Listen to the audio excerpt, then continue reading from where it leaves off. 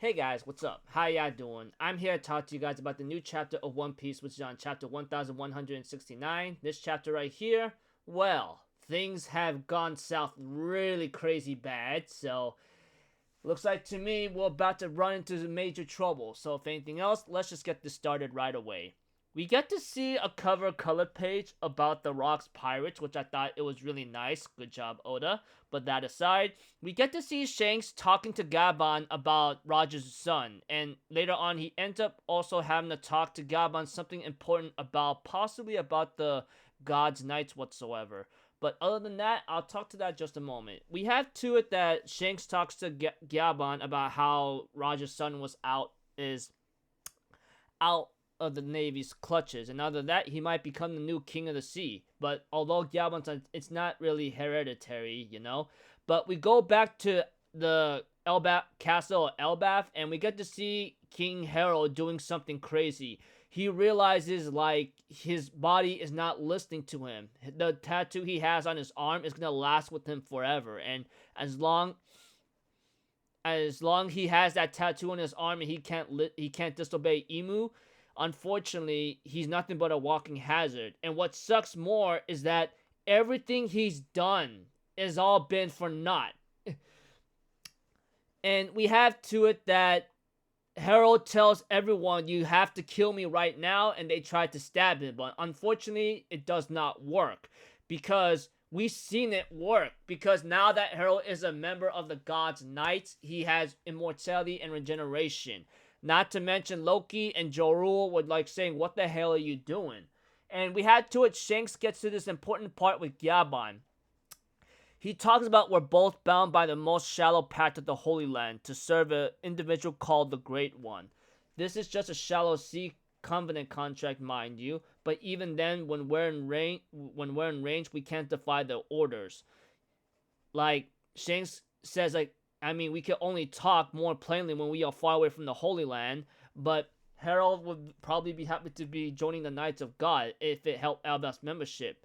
But if he agrees, he had to enter into a deeper contract. And Gabon's like, what's the problem with that?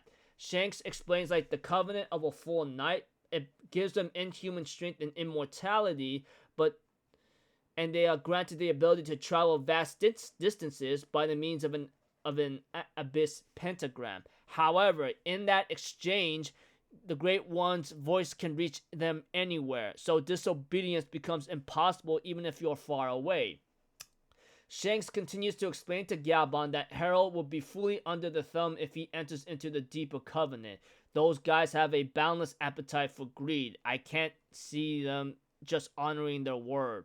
I really don't think Harold should join, but unfortunately for him, it's too late. We get to see Loki trying to fight Harold, saying, what the hell are you doing? Like, how you're still breathing after you all getting stabbed right now. We have to it that everyone calls the guards to come to the throne room, and we have Loki and Jorul stop Harold physically by pushing him down and holding him. We have to it, Harold explains everything what's happening. He says, what I've done is unforgivable. My sanity is slipping beyond my control. Listen to me, Loki, all of you. Tell the people at Albaf what happened here. Tell them about how I slayed the guards. Let it know that repeatedly I've stained my hands trying to make Albaf a member nation. Spread the word about how I was tricked and ended up in this miserable state. They wanted me to enslave our people as warriors for the government. And Loki's like, wait a minute, what are you talking about? What do you mean? You were tricked. How? And Harold continues on saying they never intended to honor my terms from the very start. And we have to it that Harold tells Elder Jarul that Loki must be the one to eat Alba's secret treasure. Please see to it no one else can beat me with these godly powers. It was never my dream to see Elbaf subjugated by the government. I am the worst king in the history of Elbaf. Harold continues on and tells Loki, you must kill me and take the throne, Loki. Let Albaf know what a disgrace of a king I was. Kill me and elevate yourself as a hero. I don't care how I'm remembered. That's not important. The only thing that matters is securing Elbaf's future. Don't you understand? And Loki's like, what are you trying to tell me? You go that far? But we have to it that Harold's like, I'm counting on you, Loki. You're the only one who can make things right. And unfortunately, Harold goes on a crazy rampage. He's not talking like himself. Even the guards are trying to stab and stop him. But he's healing and regenerating. He even talks crazy, saying that indeed, that Harald is gone. I am now the Great One's vassal. None of you will be allowed to escape. The truth of what happened here will die with you. And therefore, Harald says out loud, I shall deliver this country into the hands of Emu.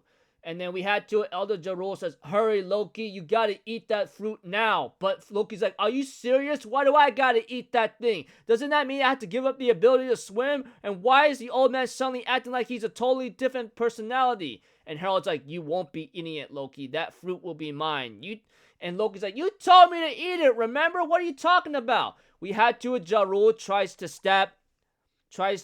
stop Harold by stabbing him, but that doesn't work. We had to, Harold throws a sword at Jarul's head, saying, duck, I'm returning the legendary sword you gave me long ago. And Harold says, I need to eat the fruit and take up Ragnar. We have to, Harold was trying to stop freaking like Loki, but we have to, Gabon and Shanks shows up and manages to cut down Harold. And they go like, what the hell happened here? And we have to it that Shanks and Gabon ask Elder Jarul what the hell is going on. And we have to it, Jarul begs Shanks and Harold begs Shanks and Gabon to stop Harold. You can't let him catch Loki and eat the sacred treasure or we're all going to hell. And we have to it that Gabon's like, no matter how you slice it, we've landed ourselves a real pinch. And Shanks like telling Harold like, open your eyes, look what you're doing. And Harold's like, hey Shanks, the immortality thing isn't half bad. I truly feel superior now. And Shanks like, freaking hell. Is there no way to free him from having to follow these orders? We get to see Loki opening the door and finds a treasure box with the devil fruit with it and Ragnar, I believe, or the hammer Ragnar. But unfortunately, Ragnar goes crazy and tries to attack Loki, and the chapter ends off there. So, pretty much in this chapter, all I can really tell you is that when Shanks was telling Gabon about the situation, about the Holy Land powers of being a full knight of godhood, it comes with the price. And unfortunately, Harald goes on a rampage and can't control himself and tells Loki and Jarul to kill him and tells Loki to eat the fruit and kill him before it's too late. Otherwise, we're all going to hell, if I had to simplify it.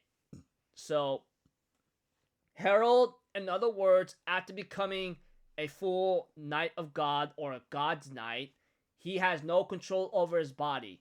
Emu controls him and tells him and has him obey, and before Harald becomes totally different in terms of personality and everything else altogether, he went on a rampage, and Loki and Jarul having no choice but to listen to Harald's words, yeah. So at this point, Loki is pretty much like possibly that certain hero that had no choice but to kill his own father, because he's not him anymore. Because if you read the chapter, you'll understand. If not, well, you'll be confused. So until then, see you later. I'm Alpha Zero. Have a good day. I'll see you guys next time, alright? Peace out. Bye-bye. Toot-ta-da!